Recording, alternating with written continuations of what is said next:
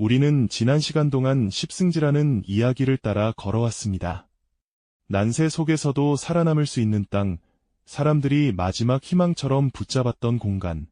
하지만 그 긴 이야기를 따라오다 보면 한 가지 질문이 자연스럽게 떠오르게 됩니다. 과연 그 사람들을 살린 것은 정말 그 땅이었을까요?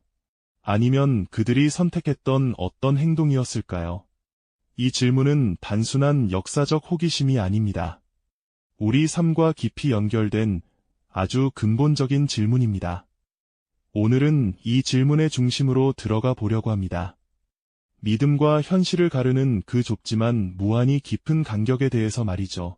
조선 시대 사람들은 십승지를 믿었습니다. 깊은 산속, 외부와 단절된 공간, 그곳에 가면 전란과 질병, 기근으로부터 살아남을 수 있다고 굳게 믿었습니다. 그 믿음은 구전으로, 비밀스러운 지도로, 때로는 예언의 형태로 세대를 걸쳐 전해졌습니다.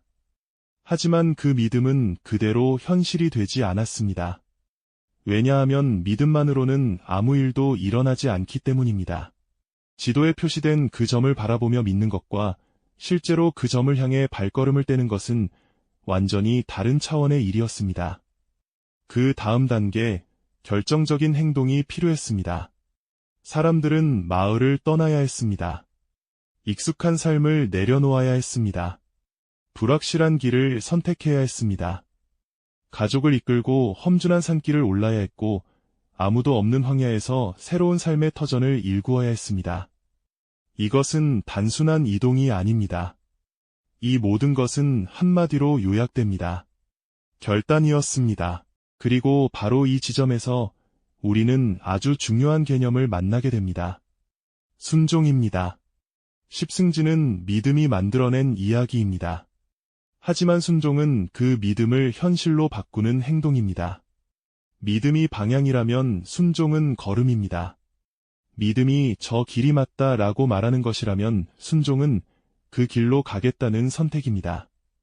이 둘은 반드시 함께 있어야 합니다. 믿음만 있고 순종이 없다면 그것은 단지 생각에 머물 뿐입니다. 반대로 순종 없이 삶은 바뀌지 않습니다. 십승지를 믿었던 사람들 중에서도 움직이지 않은 사람들은 결국 살아남지 못했습니다. 하지만 움직였던 사람들은 비록 그 땅이 완벽한 낙원이 아니었다 하더라도 새로운 가능성을 열었고 삶을 바꿀 수 있었습니다. 이 차이는 단 하나입니다. 순종이 있었느냐 없었느냐입니다.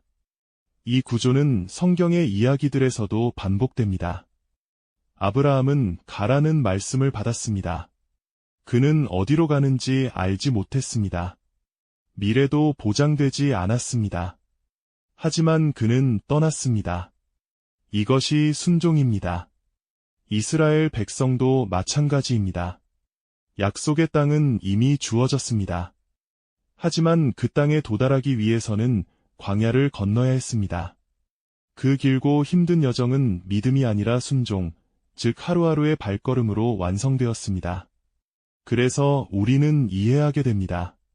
하나님은 길을 보여주시지만 그 길을 걷는 것은 우리의 선택이라는 사실입니다. 십승지도 마찬가지입니다. 길은 존재했습니다. 하지만 걸어간 사람만이 그 길을 경험했습니다. 여기서 우리는 아주 현실적인 질문을 하게 됩니다. 왜 사람들은 순종하지 못할까요? 그 이유는 단순하면서도 강력합니다. 두렵기 때문입니다. 순종은 익숙한 것을 내려놓는 것입니다. 지금까지 살아온 방식, 지금까지 의지했던 것, 지금까지 붙잡고 있던 안정감과 확신, 이 모든 것을 내려놓고 다른 방향을 선택해야 합니다. 그것은 마치 발판이 보이지 않는 다리 위를 건너는 것과 같습니다. 그래서 순종은 어렵습니다. 특히 결과가 보이지 않을 때는 더욱 어렵습니다. 사람은 결과를 보고 움직이지만 순종은 결과를 보기 전에 움직이는 것입니다. 그래서 순종은 확신이 아니라 결단입니다. 이 지점에서 많은 사람들이 멈춥니다.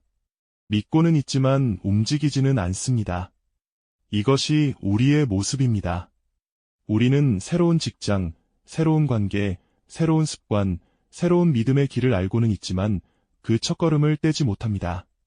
하지만 십승지 이야기는 우리에게 분명하게 말합니다. 움직이지 않으면 살아남을 수 없다는 사실을. 믿음이 실제가 되는 순간은 순종할 때입니다. 이것이 핵심입니다. 믿음은 시작입니다. 순종은 완성입니다. 그래서 순종은 선택입니다. 강요가 아닙니다. 억지가 아닙니다. 방향을 바꾸는 의식적인 선택입니다. 그렇다면 나는 그 길로 걸어갈 준비가 되어 있는가? 이 질문이 바로 믿음과 순종이 만나는 지점입니다. 그리고 그 지점에서 역사 속 십승지로 향했던 사람들의 발걸음처럼 우리의 삶도 비로소 바뀌기 시작합니다. 믿음이 지도라면 순종은 그 지도를 펼쳐들고 첫걸음을 내딛는 용기입니다. 그 용기가 없었다면 십승지는 영원히 지도 위의 전설로만 남았을 것입니다. 우리의 삶도 마찬가지입니다. 믿음이 상징을 만들고 순종이 그 상징에 생명을 불어넣습니다. 오늘 우리가 서 있는 그 간격을 바라보며 어떤 걸음을 내디딜지 선택해야 할 시간입니다. 그 선택의 순간 우리는 종종 한 가지 오해를 합니다. 순종이란 거대하고 웅장한 것, 인생을 통째로 뒤바꾸는 그런 드라마틱한 사건이라고 생각하죠. 하지만 역사를 자세히 들여다보면 그렇지 않습니다. 십승지를 향한 사람들도 누군가의 강요에 의해 떠난 것이 아니었습니다. 그들은 각자의 판단과 신념, 그리고 생존에 대한 간절함으로 그 길을 선택했습니다. 하지만 그 선택을 한 사람들은 단지 도망친 것이 아니었습니다.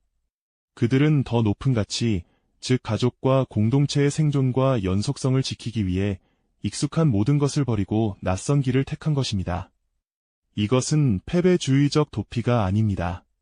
현실을 정면으로 마주하고 그 안에서 최선의 생존 전략을 적극적으로 실행에 옮기는 행위입니다. 우리의 삶에서도 우리는 끊임없이 십승지와 같은 선택지 앞에 서 있습니다. 안주와 도전 사이, 편안함과 성장 사이, 침묵과 발언 사이.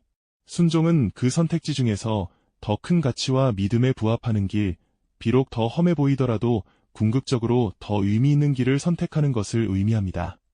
그렇다면 순종에는 대가가 따르지 않을까요? 당연히 따릅니다. 십승지로 떠난 사람들은 고향을 잃었습니다. 편안한 삶을 잃었습니다. 예측 가능한 미래를 잃었습니다. 그들은 확실한 것을 내려놓고 불확실한 것을 택했습니다. 순종의 길은 종종 잃음의 길이기도 합니다. 하지만 여기서 역설이 발생합니다. 그들이 잃은 것은 소유였지만 얻은 것은 생존 그 자체였습니다. 더 나아가 어떤 이들은 새로운 공동체, 새로운 삶의 방식을 얻었을지도 모릅니다. 순종은 우리에게 무언가를 요구합니다. 시간, 에너지, 자원, 혹은 우리가 소중히 여기던 어떤 관념이나 관계까지도요. 그러나 그 대가를 지불할 때 우리는 믿음이 약속하는 것, 즉 더 깊은 평안, 더 확고한 정체성, 더 탄탄한 미래에 한 걸음 더 다가갑니다. 그것은 마치 씨앗이 땅에 묻혀 죽어야 새로운 생명이 탄생하는 것과 같습니다. 순종의 이름은 종종 더 큰 얻음을 위한 필수 과정입니다.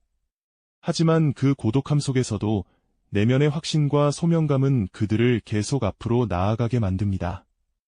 이 고독의 시간은 오히려 자신의 믿음과 신념을 순수하게 단련하는 시간이 됩니다.